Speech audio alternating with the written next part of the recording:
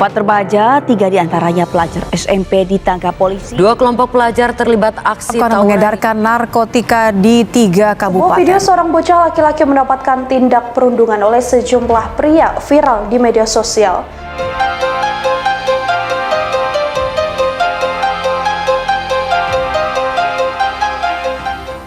Beredar video yang menayangkan kasus kenakalan remaja, yaitu tindakan bullying. Dalam video tersebut terdapat kelompok remaja yang membuli kelompok remaja lainnya dengan cara menindas dan melakukan kekerasan secara fisik. Mengapa kasus kenakalan remaja bullying ini kerap terjadi pada usia remaja? Menurut Carroll et al., remaja merupakan individu dengan fase perkembangan psikologis di mana ia sangat membutuhkan validasi akan eksistensi dirinya. Apabila seorang remaja masuk ke dalam lingkungan bermain yang negatif, maka ia dapat terjerumus ke dalam lingkungan kelompok bermain remaja yang menyimpang.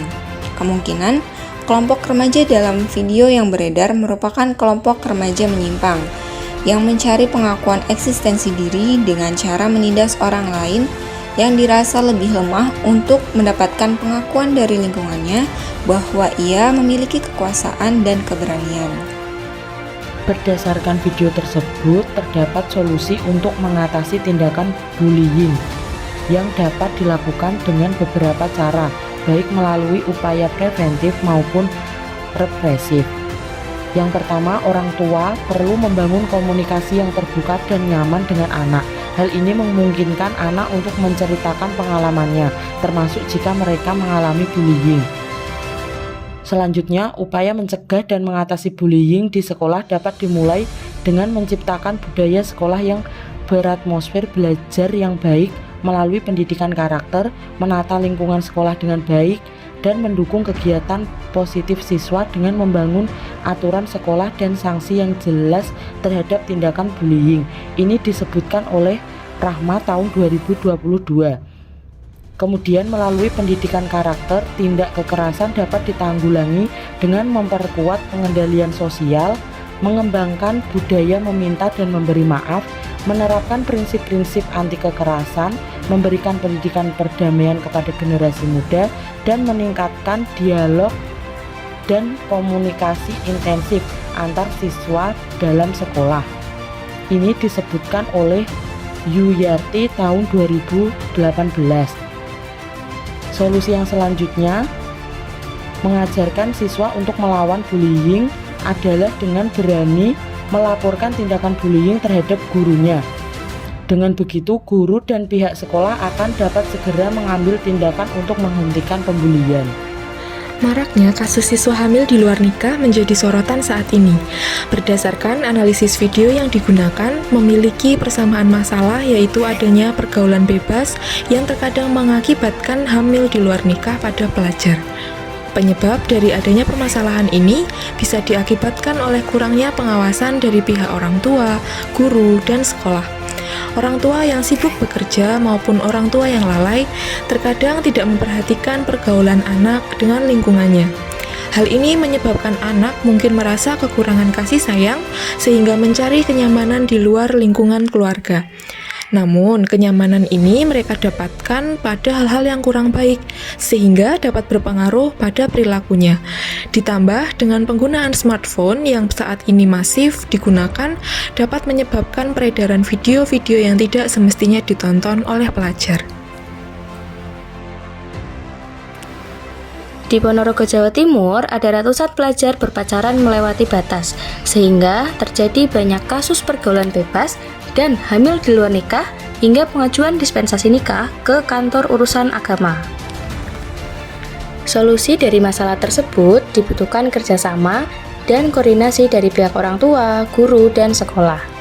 Pihak-pihak tersebut dapat lebih membersamai tumbuh kembang anak-anak, mengawasi pergaulannya dengan membangun kedekatan dengan anak yang bisa dilakukan dengan cara: yang pertama, menciptakan lingkungan keluarga yang harmonis dengan mengadakan rutinitas saling berkumpul dan bercerita mengenai nilai-nilai kehidupan. Yang kedua, mengkomunikasikan aturan dan larangan dalam keluarga serta memberitahu anak alasan mengapa aturan dan larangan tersebut dibuat, sehingga tidak menimbulkan penasaran bagi anak tersebut, terutama terkait dengan sex education. Yang ketiga adalah memberikan pemahaman agama yang kuat dengan mengajak anak untuk belajar agama. Dan yang terakhir adalah perlunya pengawasan dari guru dan pihak sekolah terhadap pergaulan peserta didik. Guru dapat membangun kedekatan dengan peserta didik dan memberikan fasilitas ruang bercerita ketika mereka memiliki masalah, sehingga mereka tidak lari ke hal-hal yang tidak baik. Kasus ketiga yang marak terjadi di kalangan remaja yaitu penyalahgunaan narkoba. Berdasarkan analisis pada beberapa video, memiliki kesamaan kasus, yakni penyalahgunaan beberapa jenis narkoba oleh kalangan remaja. Dalam video lainnya, tak hanya menggunakan narkoba, beberapa remaja bahkan sudah menjadi pengedar narkoba. Penyebab seseorang pertama kali menyalahgunakan narkoba adalah karena rasa ingin tahu yang sangat besar. Penjelajahan, petualangan, ingin menunjukkan keberanian, ingin ambil resiko, dan nekat. Masa remaja juga dikenal dengan masa labil, mudah terpengaruh, mudah meniru tanpa memikirkan akibat di masa yang akan datang. Faktor-faktor penyebab remaja menyalahgunakan narkotika dipengaruhi oleh faktor internal, meliputi faktor krisis identitas dan pengendalian diri yang lemah. Faktor lainnya yaitu faktor eksternal, meliputi faktor keluarga, faktor lingkungan, faktor ekonomi, dan faktor pendidikan. Masalah narkoba di kalangan remaja sangat marak saat ini. Tindakan konkret dalam mengatasi masalah ini perlu sesegera mungkin dilakukan. Solusi pertama yang akan dilakukan adalah melalui iklan layanan masyarakat yang disebarluaskan melalui berbagai media, terutama media sosial. Alasan dipilihnya media sosial sebagai sarana penyebaran pesan untuk mencegah narkoba adalah karena media sosial merupakan media yang sering digunakan oleh anak usia remaja dan sangat diminati oleh mereka. Selain itu, apapun yang diunggah melalui media sosial akan lebih cepat menyebar di kalangan remaja, atau saat ini disebut juga viral.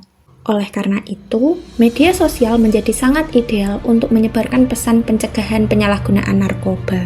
Solusi yang kedua adalah dengan mengajak pelajar menjadi duta-duta anti narkoba di seluruh Indonesia. Adanya duta narkoba ini akan membantu dalam mempengaruhi pelajar lain dalam mencegah penyalahgunaan narkoba. Apalagi jika disampaikan oleh teman sebaya, para pelajar akan lebih percaya pada sebuah informasi. Solusi yang ketiga yaitu melakukan kerjasama dengan pihak kepolisian dan BNN atau Badan Narkotika Nasional untuk mensosialisasikan bahaya penggunaan narkotika bagi kesehatan dan masa depan remaja, serta memberikan informasi mengenai sanksi atau hukuman dan tindak pidana yang diberikan kepada orang yang menyalahgunakan narkoba. Tindak kriminal di kalangan remaja semakin menjadi sorotan dan keprihatinan masyarakat. Tindak pencurian menjadi salah satu masalah utama yang meresahkan. Kejadian ini terutama mencuat di beberapa daerah seperti Kupang dan Surabaya, di mana para pelakunya adalah anak-anak SMP. Pencurian yang melibatkan remaja ini menimbulkan pertanyaan, apa yang mendorong mereka untuk melakukan tindakan pencurian tersebut? Salah satu penyebab utamanya adalah faktor ekonomi. Kemiskinan dapat mendorong para remaja ini untuk mencuri demi memenuhi kebutuhan hidup. Faktor lain yang tak kalah signifikan adalah pergaulan bebas. Pola hubungan sosial yang tidak terkendali seringkali menjadi pemicu kejahatan remaja. Miras, sebagai salah satu aspek pergaulan bebas, dapat membuka pintu bagi tindakan impulsif, termasuk pencurian. Lalu, solusi untuk mengatasi tindakan pencurian pada kalangan remaja dapat dilakukan melalui beberapa cara, yaitu yang pertama, memberikan edukasi kepada anak tentang dampak negatif dari pencurian dan konsekuensi hukumannya. Yang kedua, membangun karakter dan moral anak-anak SMP melalui pendidikan agama, budi pekerti luhur, dan nilai-nilai positif lainnya. Hal ini dapat membantu mereka untuk membedakan mana yang baik dan yang buruk. Yang ketiga adalah memberikan pembinaan dan rehabilitasi kepada anak-anak yang telah melakukan tindakan pencurian agar dapat kembali ke jalan yang benar sehingga mengembangkan potensi yang dimiliki ke arah yang lebih baik. Dan yang terakhir adalah melibatkan keluarga dalam proses pembinaan dan rehabilitasi anak yang telah melakukan tindakan pencurian.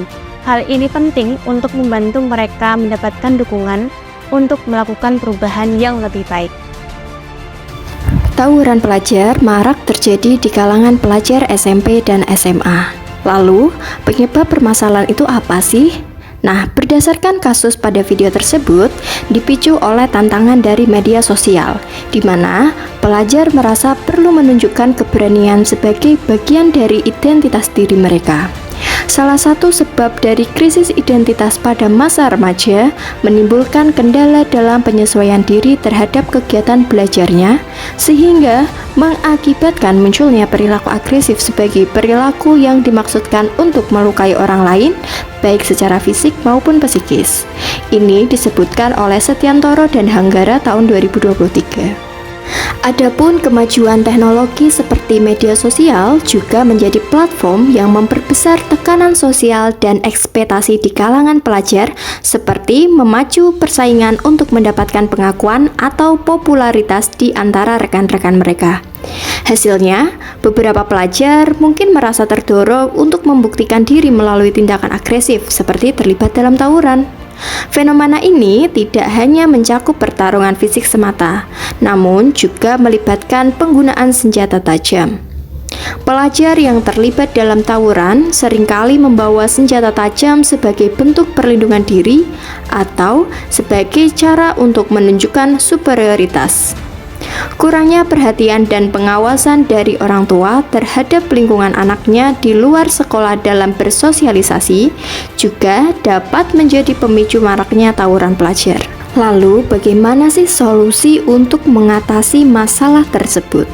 Nah, sebagai orang tua, guru maupun masyarakat, ada beberapa solusi yang dapat dilakukan untuk mengatasi masalah tersebut. Untuk solusi yang pertama, orang tua dapat membangun komunikasi terbuka dengan anaknya untuk menciptakan ikatan emosional yang kuat. Kemudian, mengajarkan anak-anak tentang etika online, resiko tantangan daring, dan dampak negatifnya yang dapat membantu mereka untuk membuat keputusan yang lebih bijaksana dalam interaksi mereka di dunia maya. Kemudian, pihak sekolah perlu mengembangkan kebijakan dan prosedur yang tegas terhadap perilaku agresif, serta memberikan sanksi yang sesuai bagi pelanggaran tersebut. Dan untuk solusi yang terakhir, memberikan dukungan dan bimbingan kepada pelajar yang mungkin mengalami tekanan atau kesulitan emosional dengan tidak menghakimi secara pribadi.